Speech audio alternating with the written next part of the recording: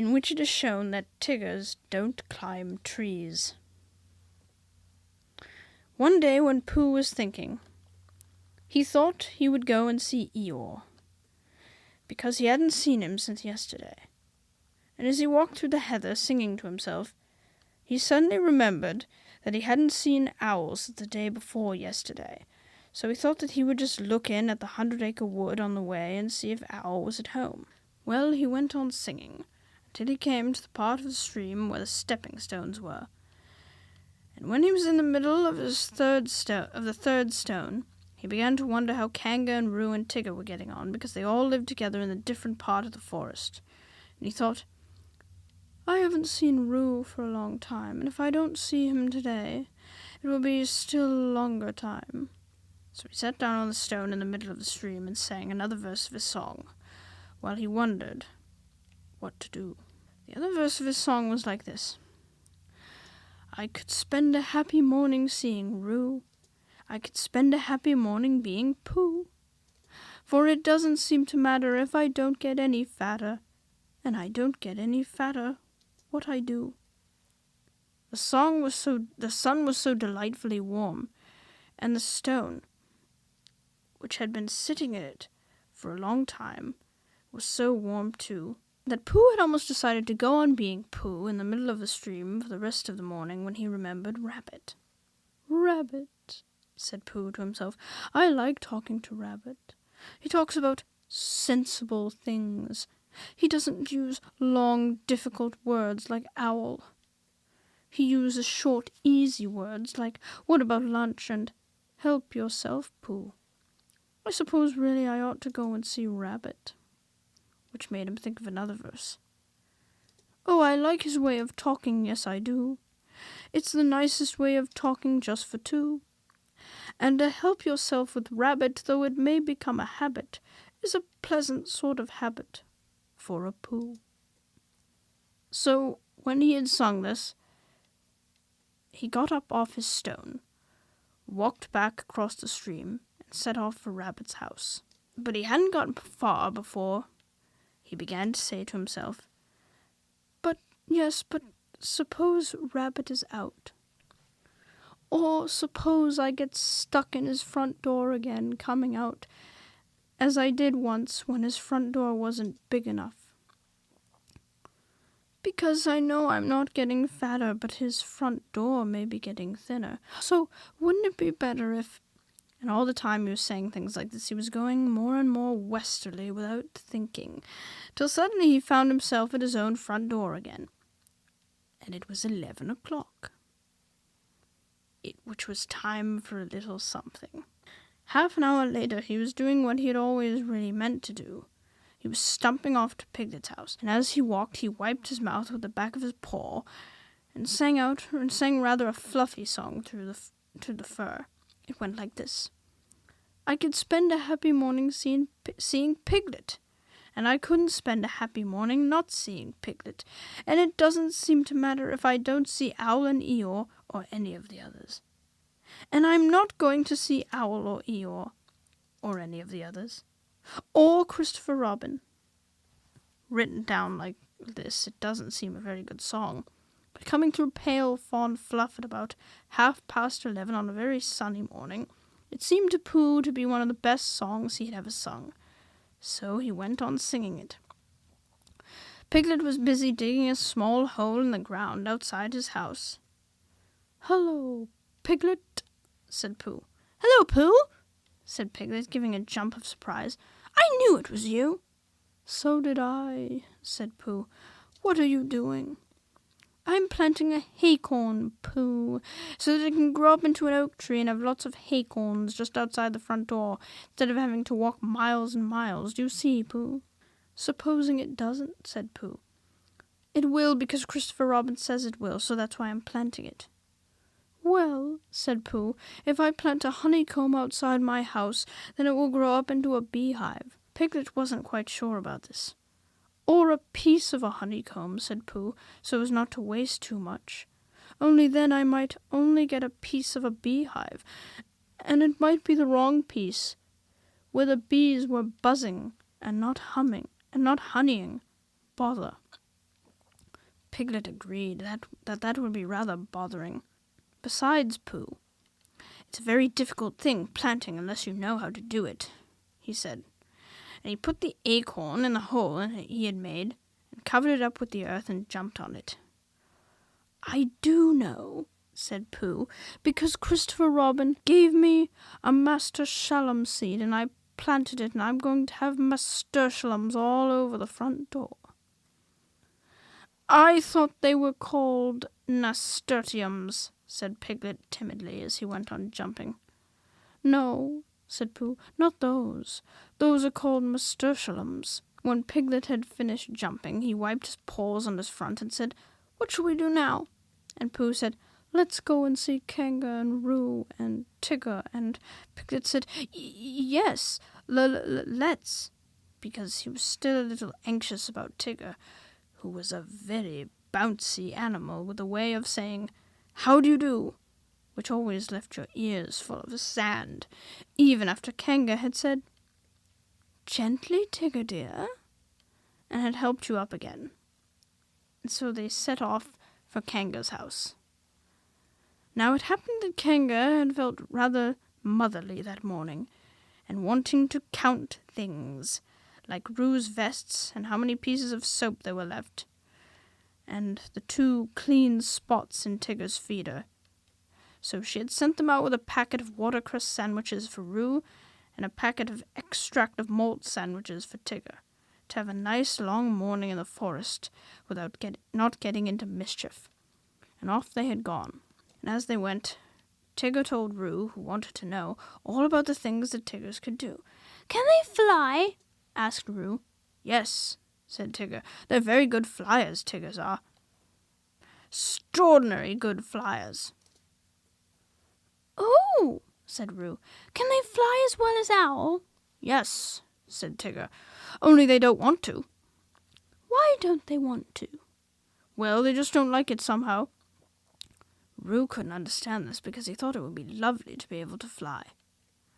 But Tigger said that it was difficult to explain to anybody who wasn't a Tigger himself. Well, said Roo, can they jump as far as Kangas? Yes, said Tigger, when they want to. I love jumping, said Roo. Let's see who can jump farthest, you or me. I can, said Tigger, but we mustn't stop now. We shall be late.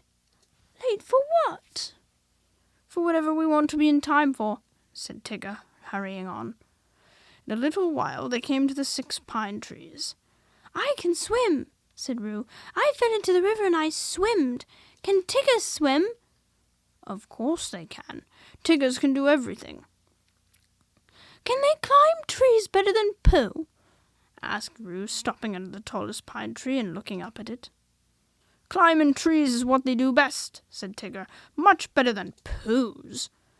Could they climb this one? They're always climbing trees like that, said Tigger. Up and down all day. Ooh, Tigger, are they really? I'll show you, said Tigger bravely, and you could sit on my back and watch me. For of all the things which he had said Tiggers could do, the only one he felt really certain about suddenly was climbing trees. Ooh, Tigger! Ooh, Tigger! Ooh, Tigger! Squeaked Roo excitedly. So he sat on Tigger's back, and up they went. And for the first 10 feet, Tigger said happily to himself, Up we go! And for the next 10 feet, he said, I always said Tiggers could climb trees. And for the next 10 feet, he said, Not that it's easy, mind you. And for the next 10 feet, he said, Of course, there's the coming down, too, backwards. And then he said, Which would be difficult, unless one fell, when it would be easy. And at the word easy, the branch he was standing on broke suddenly, and he just managed to clutch at the one above him as he felt himself going. And then slowly he got his chin over it, and then one back paw, and then the other, until at last he was sitting on it, breathing very quickly and wishing that he had gone in for swimming instead. Roo climbed off and sat down next to him. Ooh, Tigger, he said excitedly. Are we at the top? No, said Tigger. Are we going to the top? No, said Tigger. Oh, said Roo rather sadly. And then he went on hopefully. "There was a lovely bit just now, just when you pretended we were going to fall, bump to the bottom, and we didn't.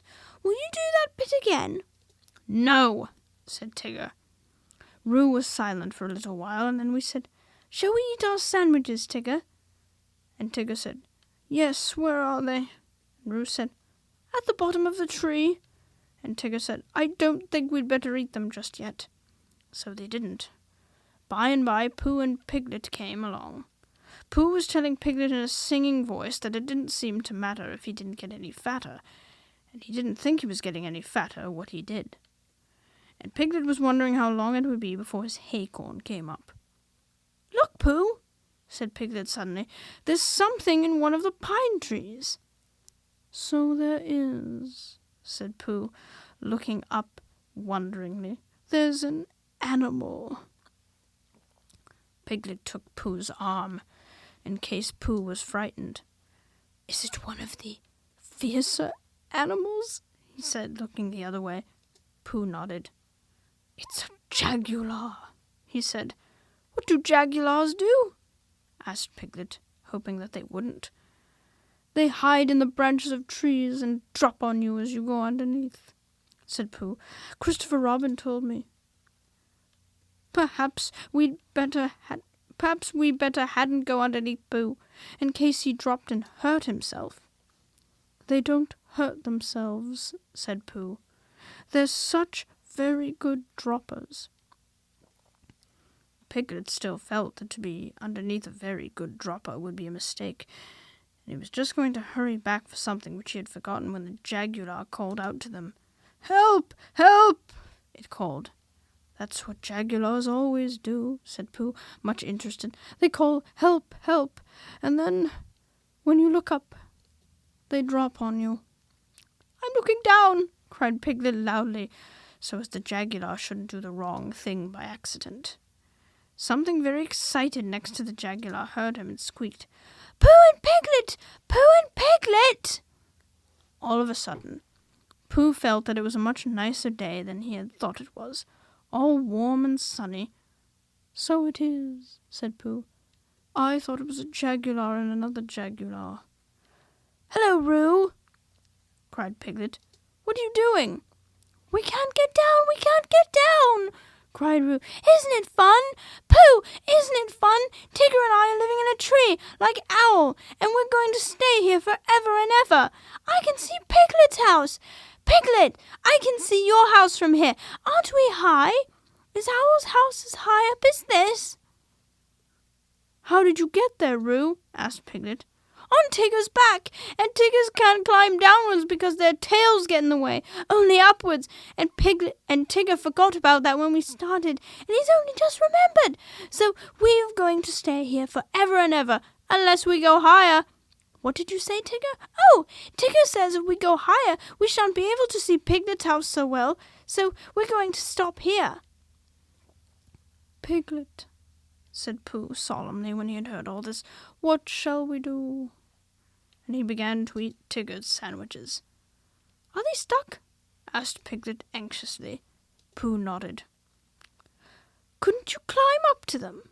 "I might, Piglet, and I might bring Roo down on my back, but I couldn't bring Tigger down, so we must think of something else." In a thoughtful way he began to eat Roo's sandwiches too. Whether he would have thought of anything before he had finished the last sandwich, I don't know. But he had just got to the last but one when there was a crackling in the bracken, and Christopher Robin and Eeyore came strolling along together. "I shouldn't be surprised if it hailed a good deal tomorrow," Eeyore was saying. "Blizzards and what not. Being fine today doesn't mean anything. What's that word? It's just a small piece of weather." "There's Pooh," said Christopher Robin, who didn't much mind what it did tomorrow as long as he was out in it. "Hello, Pooh." "It's Christopher Robin," said Piglet. "He'll know what to do." They hurried up to him. "Oh, Christopher Robin," began Pooh. "And Eeyore," said Eeyore. "Tigger and Roo are right up the 6 pine trees, and they can't get down, and—" And I was just saying, Tigger and Roo are up the 6 pine trees, and they can't get down, and as I was just saying, put in Piglet, that if only Christopher Robin and Eeyore, if only you were here, they could think of something to do. Christopher Robin looked up at Tigger and Roo and tried to think of something. I thought, said Piglet earnestly, that if Eeyore stood at the bottom of the tree, and if Pooh stood on Eeyore's back, and if I stood on Pooh's shoulders, and if Eeyore's back snapped suddenly, then we could all laugh. Ha ha! Amusing in a quiet way. But, said Eeyore, but not really helpful. Well, said Piglet meekly, I thought... Would it break your back, Eeyore? Asked Pooh, very much surprised. That's what would be so interesting, Pooh, not being quite sure till afterwards. Pooh said, Oh,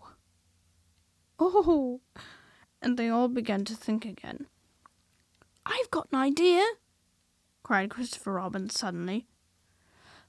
Listen to this, Piglet, said Eeyore, and then you'll know what we're trying to do.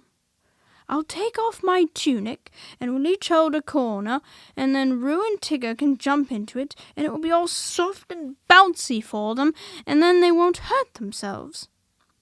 Getting Tigger down, said Eeyore, and not hurting anybody.